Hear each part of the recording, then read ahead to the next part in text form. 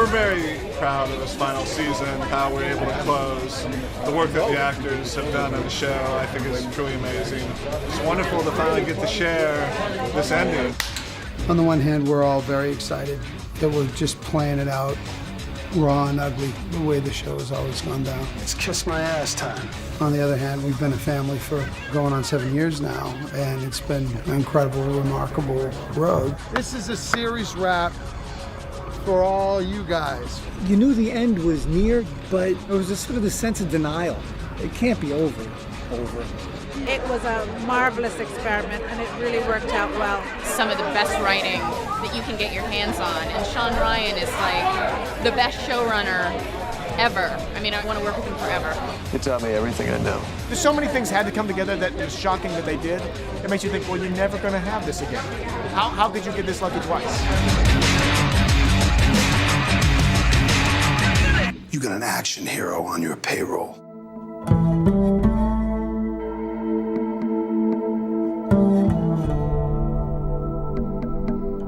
The point of no return. There's no coming back from this. Yeah. It marks the end. That was Kenny's point, yeah. Because once these things are done, they can't be undone. Right, that's right. I always wanted this show to end with people wanting more. It's going to. Yes. Yeah. We really all have been of a mind that we didn't want this series ever to get long in the tooth. And, just want to protect the legacy of the show. And we feel like, especially the way the 7th season is going, that we're on track. We're doing that. The first goal, the first and most basic goal, was just not to suck too much. And then beyond that, it had to be more than just a 7th season. To me, the final season needed in some way to comment and illuminate all the episodes that had come before. If this was one long piece of art, how would we end this? I think really for the show, returning to its sort of original recipe, if you will, bringing the storylines back into the main characters of the show is important in terms of closure. We're kind of coming back to where we began, and with, just how corrupt Vic is, at his core, and how he's willing to sell out anyone else and do anything he has to protect him and his family. I think I've come up with a way to dig us out of our hole. Which one? All of them.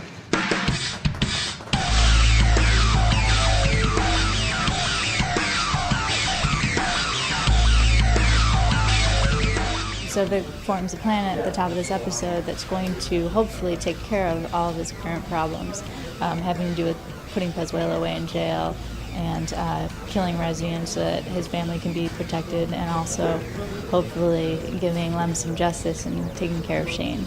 Yeah. This is the moment where all of those things come together. What Vic says is solid. It's solid. Trust me, we want this over as much as you do. So Shane thinks he's here to manage a box transfer, and instead he's here to be killed. The beginning of this scene, everything that you've seen, is very playful, because I'm in a playful mood. I'm out from underneath a couple of big things tonight, you know what I'm saying? But it's about to get wiggy.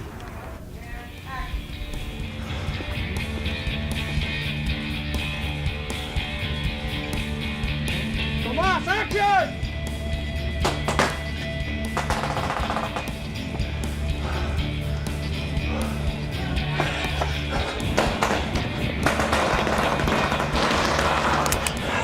For a lot of viewers and some of the critics who watched it, there was a sense that there were a lot of characters to track, a lot of characters to follow. They got very, very complicated. And one thing I knew that I wanted to do as we head towards the end was I wanted this world to simplify. It really came down to Vic chasing Shane. And to do that, you really needed to clear the underbrush. And the underbrush in this case were our Armenian mobsters. Here we are, my last episode. Inevitably, I get it. I get shot up, but it's been a great ride. Fun ride, yeah. This episode provides a plateau for the rest of the season where a lot of the secrets that everyone's been keeping around each other get exposed. And now we have no idea what Shane knows, what he suspects, or what he'll do. On a good day, this prick's a wild card. Need to get a better lock too, man. Some lowlife could break in. What Walton's doing in this scene, or what Shane's doing, Walton's acting. But what Shane's doing in the scene is sort of planning the murder attempt of Ronnie.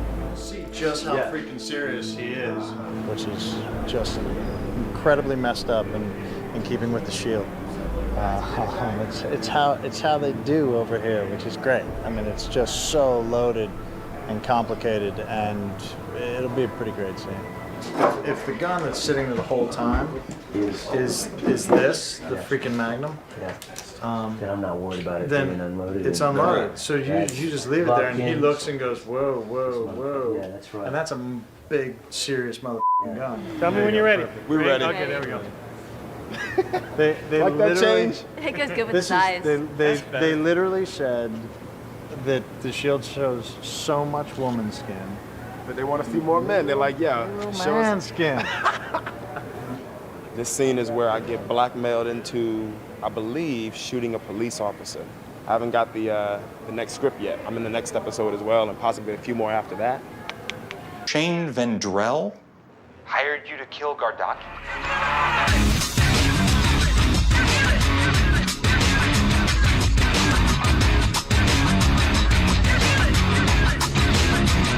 Big storm's out of observation right there. Listen, I know that I can play the shock of it that augment, that transforms into that. Where he's not here. I gotta what? You know what I mean? Wrap my head around it, but I don't know how long that's gonna last. As long as it's real for you, that's all. I can cover it anyway. I It's really hard. can. Once I hear Dixie Boy, that's Shane. The scene in the episode of Parricide is really important because there will never be a strike team again. It changes the whole format of the Shield and of the strike team. It's on a level of the betrayal, of a Shakespearean betrayal. Shane has turned on Vic. Vic is now going to have to go after him. It's a real turning point of the show. Why did Shane have another man try to kill you? Ask Shane. I will when I catch up with him. I'm really glad to be a part of it as a writer because I came to the show in its final season, but I've always was a really big fan of the show. And so to be a small part of this closure of the show is amazing to me. Is it more of a feeling that they just aren't listening to her? Yeah. So I think why don't we try one where you tell them, don't go anywhere. You can't leave the building. Can I just keep going? Yeah. Thank you. Yeah. And I wanted if to it takes you out here and they just aren't listening to you. I refuse to be that impotent. I'm sorry. I don't care how it's written. It's not gonna happen. But he can keep walking. Okay, great. Let's see what I might happens. have to get louder. Yeah. That's it, exactly. But I'm not running after him. I'll let him know. I knew this was coming at some point. I didn't know it would play out in this way. It's a pretty heavy day. I mean, it's a pretty heavy episode when you think of it. Both Shane and I, by the end of this episode, are no longer cops. I'm officially resigning. You can send the paperwork to my house. I'll turn in my 45 on the way out. You have a week left. I thought you wanted to play it out hard. I do. You just anchored me to my desk. So I guess it's kiss my ass time. It's hard to imagine, it really is. I don't know how else to say it. It's a hard thing, but it's all okay. It's all okay at the same time. This is It's all real continuous. time. This has to be real time. And it's in front of the whole barn. It's a show. I say it's, kiss my ass time. She starts with that shit. Okay. And I have the advantage of having just glorious actors like CCH Pounder. All I'm gonna have to do is look at her and do what I'm supposed to do in that scene and let it affect me. Mackie, you do not interfere with this case. Seeing as though I'm not a cop anymore, you really don't have any jurisdiction over what I do, Captain. You rolled this one out. You do anything sideways like you did with Lemansky, and I'll have your corrupt ass locked up faster than you can say, how'd I lose this job? If this is what's left of this job, I don't want it. You'll see from this moment on to the finale, our characters are going to do things that we haven't seen them do before, and it's pretty awesome. It almost feels like a new show because it's spinning into something else, and I don't know what, but it's probably not going to be too pretty. At least I had the sack to take you out myself. You're the pussy who sent some random Mexicans to rub me out along with Rezian. What can I do for you now, Shane? You can help me steer clear of the police so we both don't end up in prison. Sean identified immediately the fact that particularly Kenny Johnson, Walton Goggins, and I became instant fast friends. I mean, from the day we met. And he saw that and brilliantly exploited it, made the audience and us relate to, root for, and enjoy the camaraderie, the loyalty, and all of the things that we shared as a group. And then categorically began dissembling it. Because it was the final season, it freed us up not to save anything. You could really stick a grenade into the middle of the relationship between Vic and Shane and really have them at each other's throats. You didn't have to worry about, well, they're fighting, but how are we going to bring them back together so that we can preserve something for next season? Not having to worry about that was extraordinarily freeing. You can't do that if I don't know which direction you're pointed in. I'm gonna be pointing at you if I catch you near any one of these calls again. I don't think I won't be watching. Tonight, 10 o'clock, when we call this number, Corinne had better have some new intel. And you had better not be there. We used to really have a hard time hating on each other, you know what I mean? Because we love each other, we were buddies. And that played.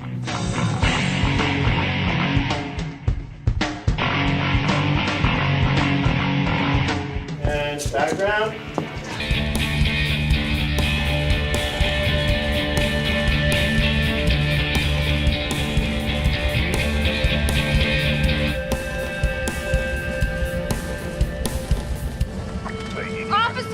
Officer, that man over there has a gun. Hey, you! Stop right there! There's no problem here, guys. Stop walking now! Keep your hands where we can see them.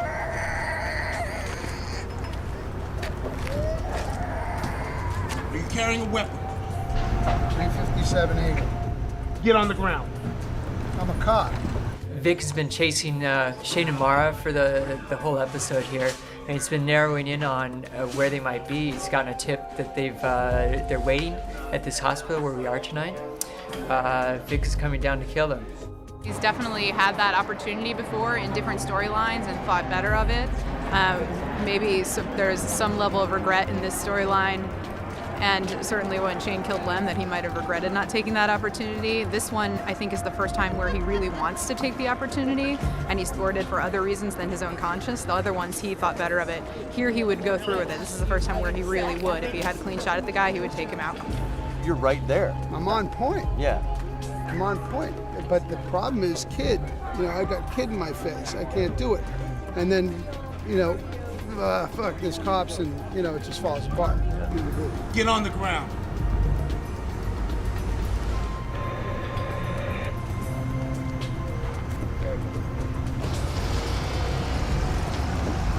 Our series always explores the area between black and white, and this is another classic area for Vic. It seems fairly clear to him, I would guess, that Shane needs to be killed.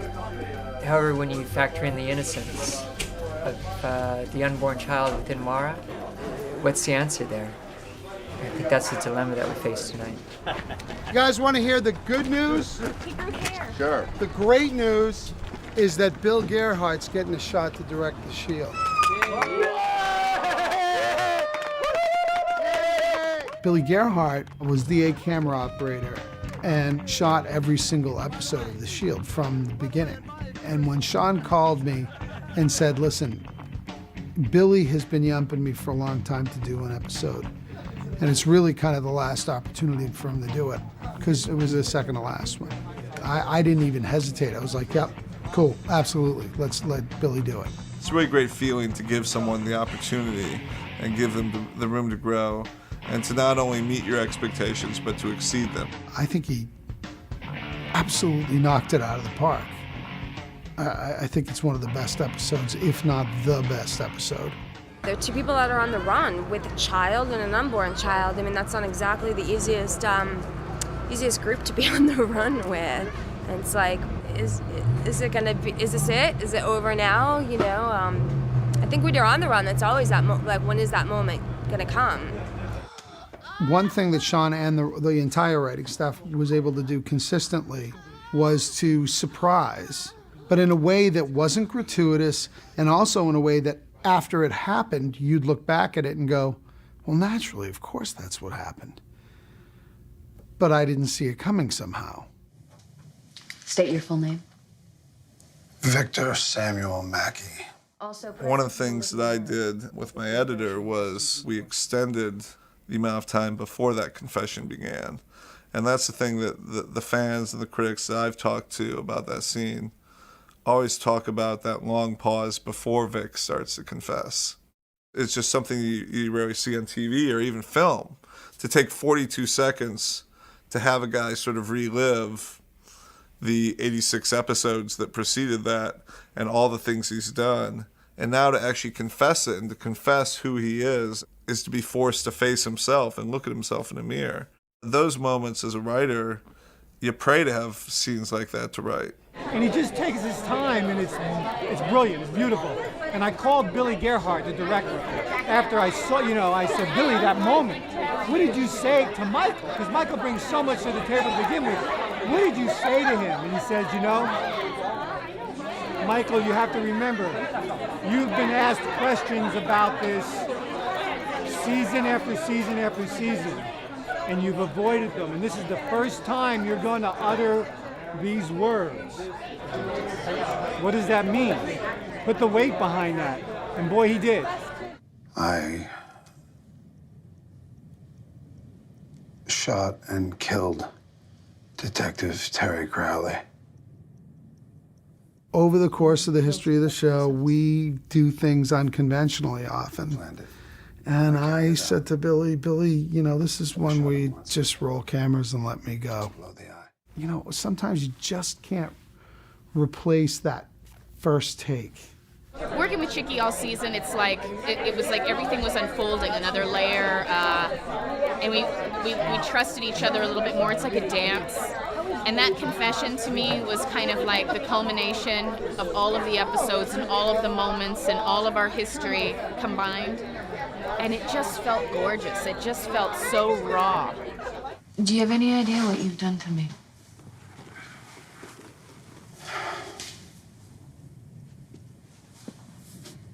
I've done worse.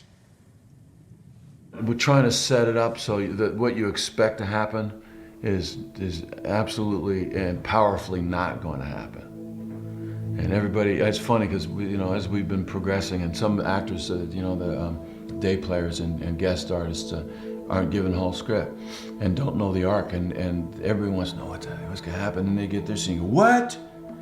A couple episodes back, there's a scene in which they're expecting Vic to drop off money, they're going to bust Vic, and it turns out Ronnie's dropping off the money. And I read that scene, I was just so freaked out. I'm like, oh my God, I'm going to get busted. They've got me, And then I started thinking, well, I didn't really admit anything, but on some level, I also went, you got to settle down. They don't have you. You're okay. You have a wonderful wife and 2 beautiful children. You're all right. But when I read the final episode, I was just really relieved. And I realized that I just thought it was so good. I thought the whole thing was so great. And that I was just relieved that we were going to finish this in a way that it should be finished. All we had to do was film this script.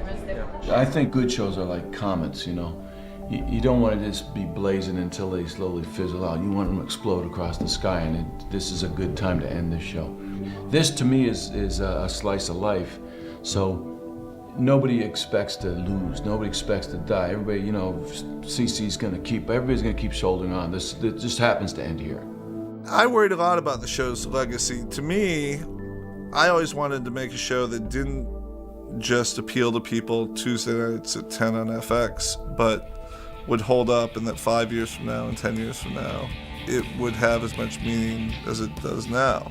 I don't know whether we'll succeed at that or not, but it was certainly our attempt. I'm fairly cold-blooded when it comes to moving on. If I'm satisfied, I'm incredibly satisfied with this journey. So I can walk away and know that in some way it's going to live on. It's going to be discussed. It's going to be part of university curriculums in terms of how it changed the look of television in the 2000s. It's got a place to live on, and so I don't need to be there. You know, I think that one of the single greatest things about not just my own experience on this, but I think everybody, because we're all pretty experienced guys coming into this show, is we've all known what we had from the beginning. So we've enjoyed it. There won't be any sort of 20/20 hindsight on this one. We know what we have. We have, you know, one of the great television series of all time on our hands.